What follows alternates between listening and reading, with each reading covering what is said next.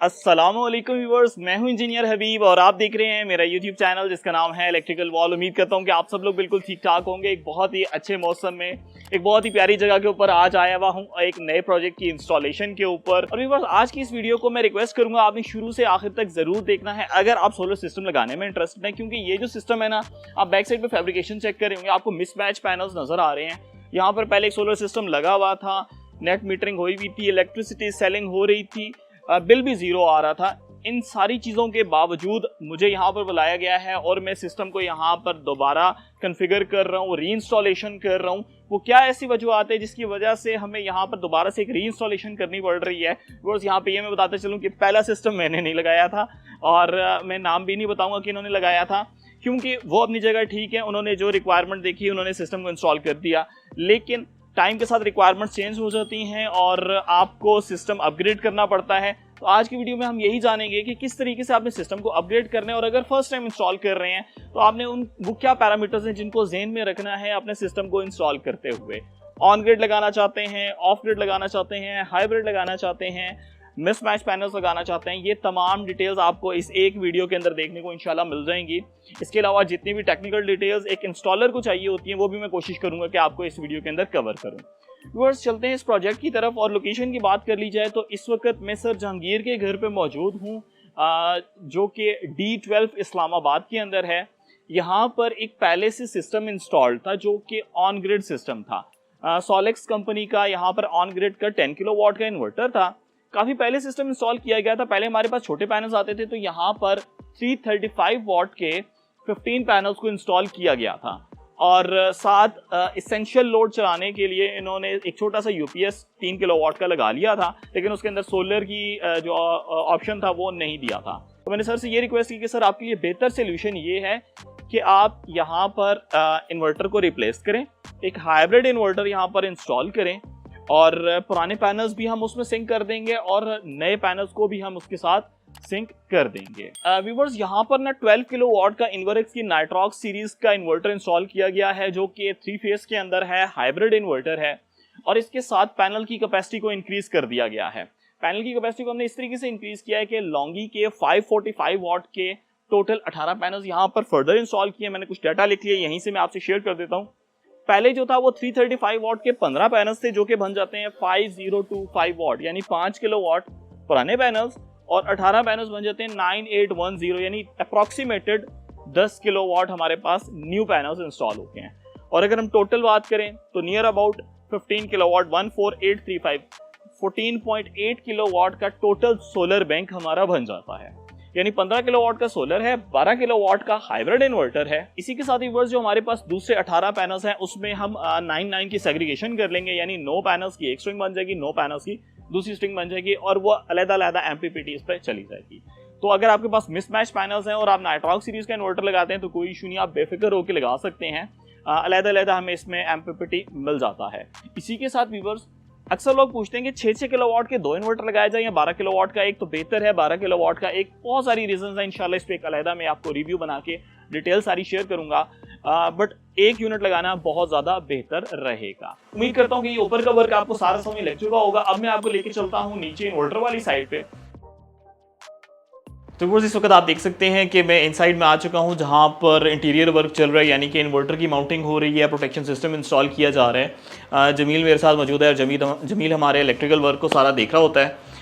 इसकी डिटेल्स मैं आपको बताऊंगा कि कैसे इसके कनेक्शन किए जा रहे हैं। जैसे कि आप यहाँ पे देख सकते हैं कि इन्वर्क्स का नाइट्रॉक्स है और ये 12 किलोवाट का इन्वर्टर है। व्यूअर्स, ये 3 फेज के अंदर आता है। 3 फेज के आने के अंदर इसका मतलब ये है कि आप इसको 3 फेज प्रोवाइड करेंगे। कलर कोड का कोशिश कर रहे हैं कि ख्याल किया जाए 3 कलर।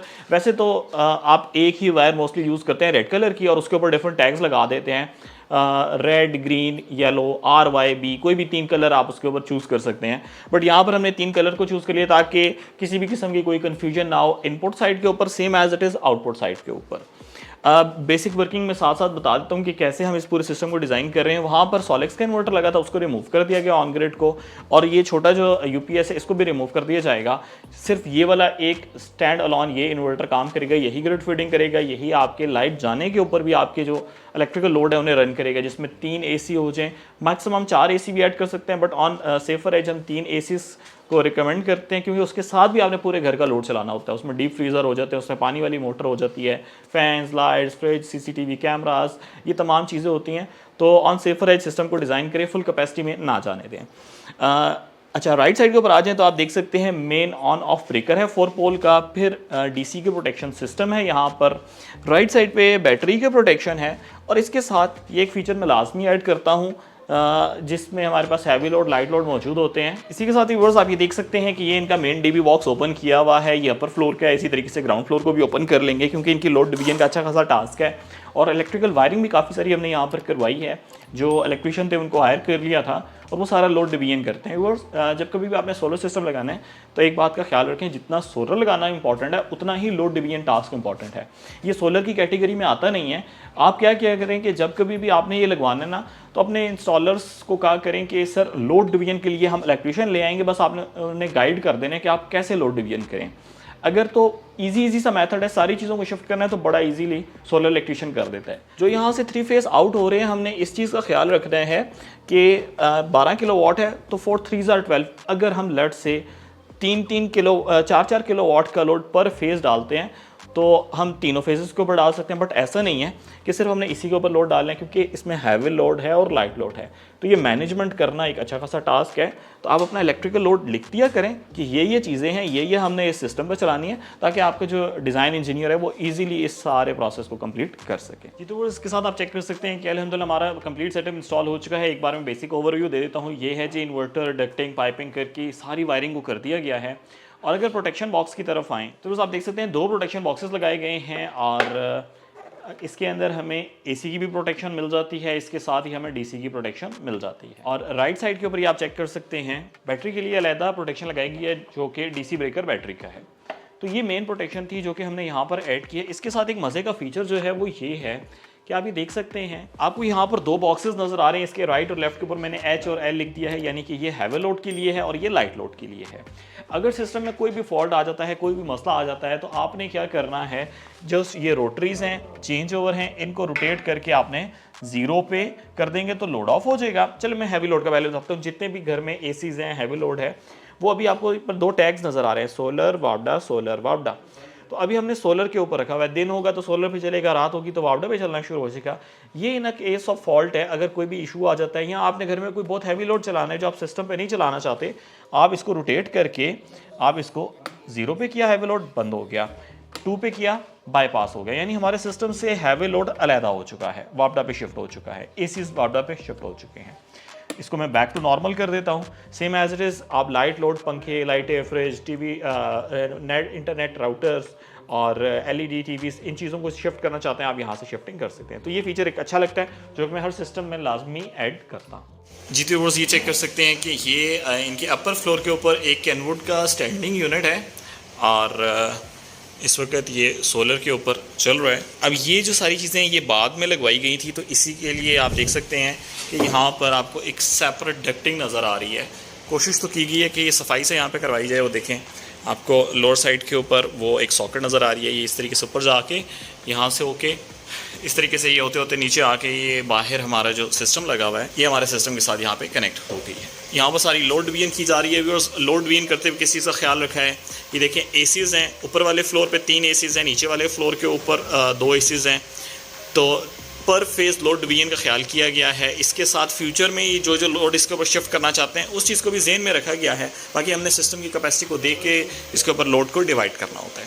अभी मैं लोड की डिटेल्स आपको बताता हूँ। जो ऊपर वाला फ्लोर है, यहाँ पर आपको ये 3 रूम्स नज़र आ रहे हैं। इसमें एक ये हमारे पास AC है, तो रूम्स के ACs को शिफ्ट करना सोलर पे लाजमी था, इसीलिए यहाँ पर शिफ्टिंग की गई है। इसी के साथ यहाँ पर भी हमारे पास एक AC है, इसको भी ऑन किया गया है। और थर्ड वन जो है हमारे पास तीसरे रूम में है। इसके साथ ही ये वाला जो स्टैंडिंग यूनिट जिसका मैंने आपसे जिक्र किया है, इसके साथ आप देख सकते हैं कि ये हमारे पास डबल डोर फ्रिज है। फ़िलहाल इसको ऑफ़ किया, लेकिन इसकी जो सॉकेट है उसको भी हमने कन्वर्ट कर दिया है। और ओवन हो गया, वॉशिंग मशीन हो गई, ये तमाम चीज़ों को ना लोड हम डिवाइड कर रहे हैं और ये सारा का सारा सोलर के ऊपर ही चलेगा। इसी के साथ ही व्यूअर्स, इस वक्त आप देख सकते हैं कि 2.5 किलोवाट सोलर से आ रहे हैं, 1.6 किलोवाट ग्रिड में फीड हो रहे हैं और 0.8 किलोवाट का जो लोड है वो घर पे चल रहा है। बैटरीज जो है वो हमारी फुली चार्ज हैं। और अभी मैं आपको इसकी ये भी डिटेल्स बताऊंगा कि इसने कितनी जनरेशन दी है, कितनी सोलर से इसने आउटपुट दी है, इलेक्ट्रिसिटी बिल कैसे आ रहा है, ये तमाम डिटेल्स मैं आपको बताऊंगा। तो वो इस वक्त आप देख सकते हैं कि यहाँ पर एक ग्रीन मीटर लगा हुआ है और ये पहले का लगा हुआ था, यानी हमने सिस्टम को अपग्रेड किया तो इनका पहले से ग्रीन मीटर यहाँ पर मौजूद था। और इसके ऊपर मैं आपको सारी रीडिंग्स इनकी चेक करवा देता हूँ कि इनकी कितनी जनरेशन आ रही है, कितनी इंपोर्ट है, कितनी एक्सपोर्ट है। तो ये बेसिकली इसके अंदर ना आपको टोटल 6 रीडिंग्स का पता होना चाहिए। एक है इंस्टेंटेनियस इंपोर्ट, इंस्टेंटेनियस एक्सपोर्ट, इस लम्हे में कितना इंपोर्ट कर रहे हैं, इस लम्हे में कितना एक्सपोर्ट कर रहे हैं। फिर एक है टोटल इंपोर्ट, टोटल एक्सपोर्ट, जो कि ऑफ पीक आवर की है। और इसी तरीके से total import and total export peak hour की। तो ये चारों रीडिंग्स मैं आपको दिखा देता हूँ। तो बस इस वक्त आप देख सकते हैं कि 29 नंबर जो है वो इंस्टेंटेनियस इंपोर्ट है और अभी हम कुछ भी इंपोर्ट नहीं कर रहे, यानी 0 सारी वैल्यूज़ हैं। अब मैं देख लेता हूँ इस लम्हे में मैं कितना एक्सपोर्ट कर रहा हूँ। इंस्टेंटेनियस एक्सपोर्ट 2 किलोवाट, यानी 2 यूनिट इस वक्त मैं ग्रिड में वापस भेज रहा हूँ। तो ये तो हर लम्हे में चेंज हो रही होती है। मोस्टली जब आप एक्सपोर्ट कर रहे होते हैं तब इंपोर्ट नहीं होती, क्योंकि आपके पास इजाफी बिजली है जो कि आप बेच रहे हैं। अब हम आ जाते हैं कि total import and total export पे। तो वो अब ये देखें 4 नंबर की सेटिंग यहाँ पर है टोटल इंपोर्ट, ये यहाँ नीचे मेंशन भी होता है। टोटल इंपोर्ट कितने किलोवाट आवर्स, 2322, यानी 2322 यूनिट हमने इंपोर्ट किए जब से मीटर लगा हुआ है। और जब से मीटर लगा है हमने एक्सपोर्ट कितना किया है, वो 5 नंबर की रीडिंग है। तो आप देख सकते हैं 6724। तो आप एक्सपोर्ट देख सकते हैं 6729। तो कितना बड़ा डिफरेंस है इंपोर्ट और एक्सपोर्ट में, आपने ज़्यादा बिजली बेची है। तो इनका अभी तक बिल नहीं आ रहा ज़ीरो बिलिंग पे, बल्कि नेगेटिव बिलिंग के ऊपर गए हुए हैं। अब हम ज़रा पीक आवर को भी चेक कर लेते हैं, यानी महंगी बिजली वाला टाइम। तो ये वो टाइम है जिसके अंदर कहा जाता है कि आपने अपनी हैवी अप्लायंसेस नहीं चलानी। तो इसके ऊपर 6 नंबर की सेटिंग जो है ये आपको बताती है टोटल इंपोर्ट। आपने पीक आवर में कितना इंपोर्ट किया, 608 यूनिट्स। और पीक आवर में आपको पता है शाम का वक्त हो जाता है 5 से लेकर 9 बजे तक, 6 से लेके 10 बजे तक, जो भी टाइमिंग है पीक आवर की वो चेंज होती रहती हैं गर्मी और सर्दियों मौसम के हिसाब से। तो उसमें एक्सपोर्ट नहीं होती, उस टाइम पे सूरज बिल्कुल नीचे गया होता है। तो ये 2.5 यूनिट एक्सपोर्ट हुए हैं और इंपोर्ट आप देख सकते हैं उसमें ज़्यादा है। तो इसलिए कहा जाता है महंगी बिजली वाले टाइम पर ज़्यादा आप हैवी अप्लायंसेस ना चलाएँ। वर्स इसके साथ ही आप ऑफ पीक आवर की इंपोर्ट देख सकते हैं, वो है जी 1713, यानी 1713 यूनिट्स ऑफ पीक आवर, यानी दिन के जितने भी टाइम है पीक आवर के अलावा जो वक्त है उसमें आपने जो बिजली इंपोर्ट किया है। और इसमें एक्सपोर्ट भी ज़्यादा होनी चाहिए, ये देखें एक्सपोर्ट ज़्यादा है 6726 यूनिट्स। तो उम्मीद करता हूँ कि आपको समझ लगी होगी ग्रीन मीटर के हवाले से कि कैसे इसकी रीडिंग को मैयर करते हैं। और प्रीवियस रीडिंग आपके पास होती है तो हर 3 महीने के बाद जो एक साइकिल चल रहा होता है, तो ये साइकिल के ऊपर हमें यहाँ पर बैलेंस क्रेडिट करके मिल जाता है जी। तो वो इस वक्त आप देख सकते हैं कि मेरे पास काफ़ी सारे प्लांट्स यहाँ पर ऐड हैं जो कि हमने सिस्टम इंस्टॉल किए होते हैं। और ये सोलरमैन बिजनेस अकाउंट है जिससे मेरे पास सारी असेस होती है, मुझे पता चल रहा होता है कि जहाँ जहाँ हमने सिस्टम इंस्टॉल किया वो कैसा कैसा परफॉर्म कर रहे हैं। अभी हम स्पेसिफिकली फोकस करते हैं सर जहांगीर जो कि D12 के अंदर इस्लामाबाद में सिस्टम इंस्टॉल की, ये आप देख सकते हैं इसके सारे पैरामीटर्स हमें यहाँ पर देखने को मिल रहे हैं। अगर बात की जाए सोलर जनरेशन की तो फर्स्ट वन पे आप देख सकते हैं सोलर इस वक्त 10.09 किलोवाट जनरेट कर रहा है और 67.28% एफिशिएंट है। एफिशिएंसी की डिटेल्स भी मैं आपको बताऊंगा। आजकल का वेदर काफ़ी अच्छा है तो इसमें काफ़ी अच्छी जनरेशन देखने को मिल जाती है।